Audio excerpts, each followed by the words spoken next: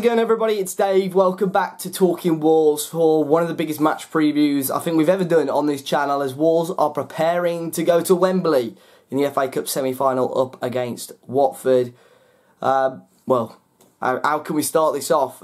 Make sure you hit the like button, subscribe to the channel if you're new as well. This is a huge game, by far one of the biggest games, if not the biggest, that I've been to as a Wolves fan in my sort of 22 years of supporting the club.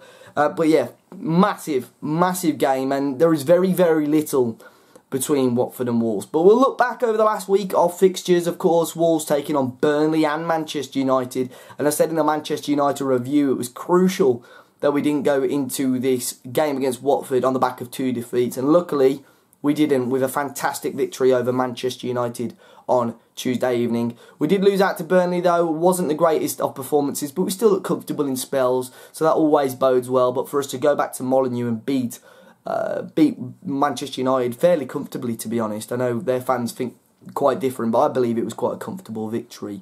But between us and Watford, there is very little between us, to be honest. We're sat in 7th in the Premier League, they're sat in 8th.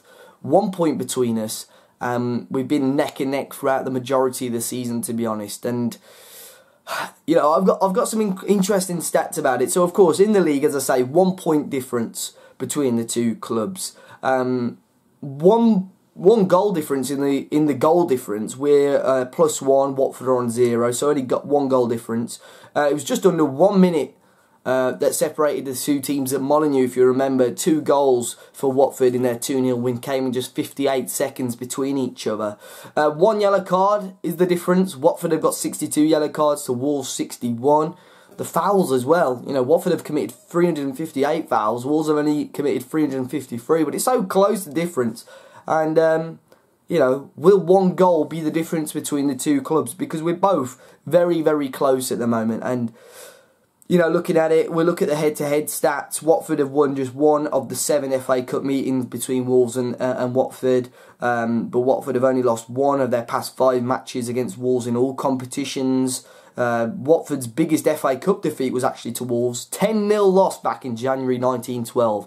I mean, I don't think it will happen on Sunday, but I think I'd take a 10-0 win. But Wolves as well, we've only lost 2 in our last 14 matches in all competitions, winning 8 and drawing 4, on a 6-match unbeaten run at Wembley as well. Unbeaten in London so far this season. Of course, we've still got to go to Vicarage Road, but yet to lose there. Jimenez has scored in 3 rounds of the FA Cup for Wolves this season. There's only 1 player that has scored in more rounds so far this season, which is Newport County's Padraig Amond, and Jimenez has been directly involved in 18 goals in the Premier League this season, scoring 12 and assisting 6.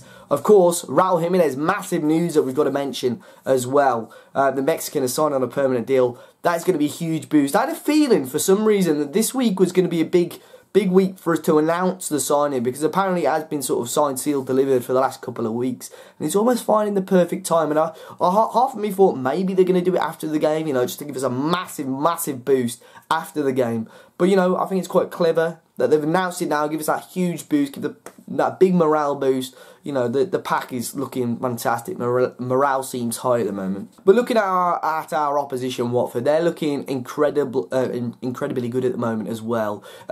Just losing out to Manchester United last weekend, you know, they gave them a really tough game, but then bouncing back with a massive victory over Fulham, which of course sent Fulham down in the end. A 4-1 win, I believe it was. But they've got some great players. I know a couple of their players are facing late fitness tests. Pereira, which is one of their attacking players who I like the look of. Deulofeu, of course, the ex-Barcelona man, has been looking good this season for them.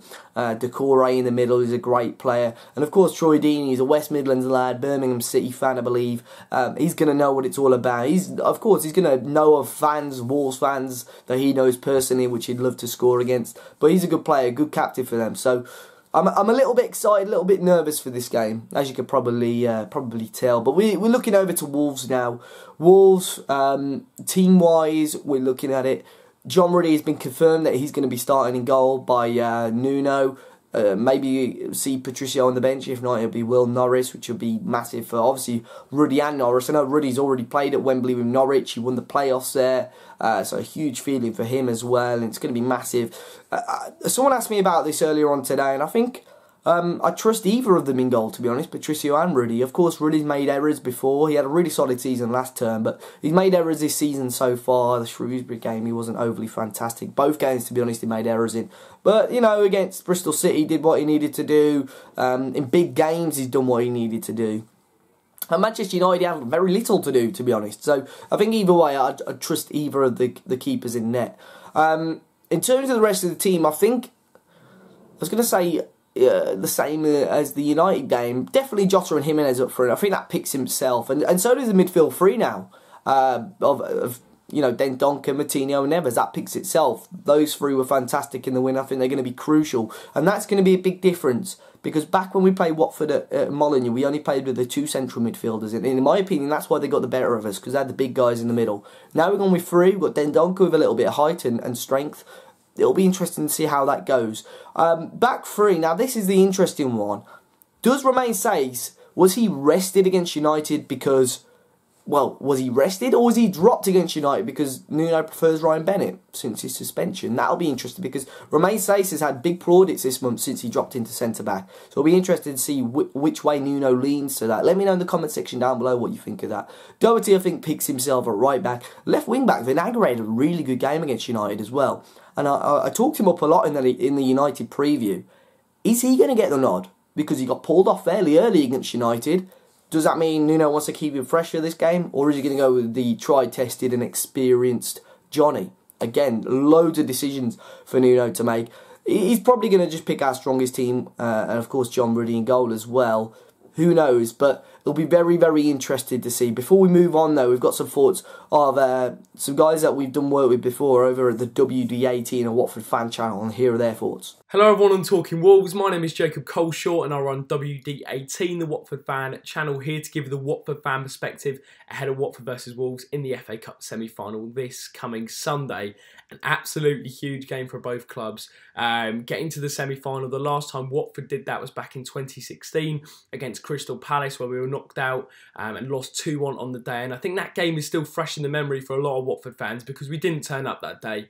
Although we did score a goal through a Troy Deeney header, yeah, it wasn't a good day to be a Watford fan. We were second best for most of it, and we didn't give a good account of ourselves. I'm hoping this coming Sunday we will do, but we're coming up against a fantastic Wolves side.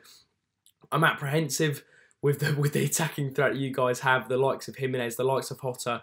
They're going to be causing trouble to our back two, and the dilemma for Javi, there's a couple really, from Javi Gracia's point of view, whether he plays Adrian Mariappa, who really did struggle on Tuesday night against Fulham, and that's concerning really. Against a big physical presence like Mitrovic and similar to Jimenez as well, I'm not too confident about that. So I'd personally bring back in Christian Kabasele, and the other big dilemma for Javi is who he starts up front. Does he start Gerald Deulofeu and Troy Deeney, or does he start Troy Deeney and Andre Gray? Andre Gray came on against Fulham and got 2 assists. He's been making a huge impact for us off the bench.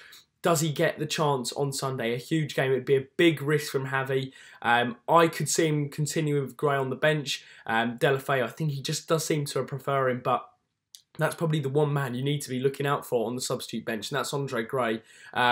He scored against Everton, he scored against Leicester, he's scoring in big games, and he scored against Palace in the quarterfinals as well. And the last game, as I mentioned, in the Fulham game, he got 2 assists off the bench as well. So he's on a bit of a streak at the moment, particularly at Vicarage Road, and hopefully he can transform that form into Sunday's game. Going into it, as I said, I'm apprehensive about Wolves. Very, very good side, a very good manager in Nuno as well. And I do think whoever wins this game, the manager should be given manager of the season. What both sides have achieved, particularly obviously Wolves coming up from the Championship, pushing for that 7th Europa League spot. Obviously you've had the investment, but it's still got to be executed. And I think Nuno's done a brilliant job.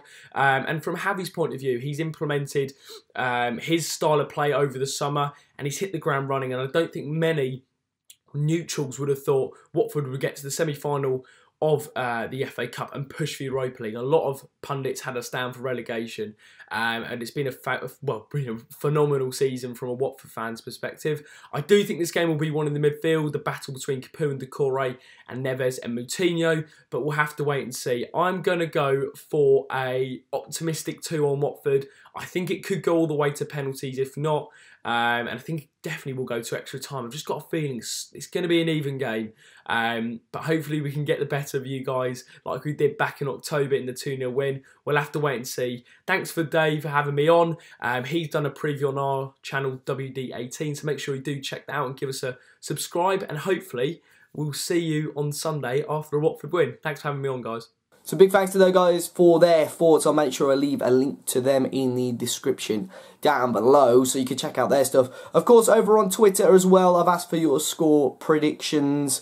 It's a close game, isn't it? It's really, really close to call. And I think that is what some of the predictions are saying as well. Andy has said Wolves 2, Watford 1. He's gone with a Jota and Raul goals.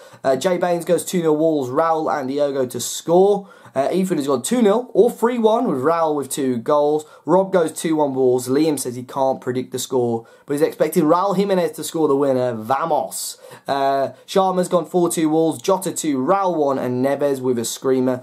Danny has gone with a scary one. 0-0 Wolves on penalties. I don't know how much I could take of that. And Ryan Oakley's gone 3-1 to Wolves. 3 up at half time. I think that would ease the nerves a little bit, wouldn't it, Ryan? I'm going to go Wolves after extra time to win. Not that I want it to happen, because I don't think my heart would take going after 90 minutes. But if you're going to Wembley, let me know, guys. If not, hopefully you enjoy the game, whether you're at the pub, whether you're with your friends or your family. But hopefully we see Wolves get through to the FA Cup final, because by far that would be one of the biggest games. I've got goosebumps just thinking about it. Bit strange, isn't it? But make sure you hit the like button, guys. Subscribe to the channel if you're new. And fingers crossed, Wolves have a successful weekend. Until then, though, guys, enjoy the rest of your weekend, and I'll see you all very soon.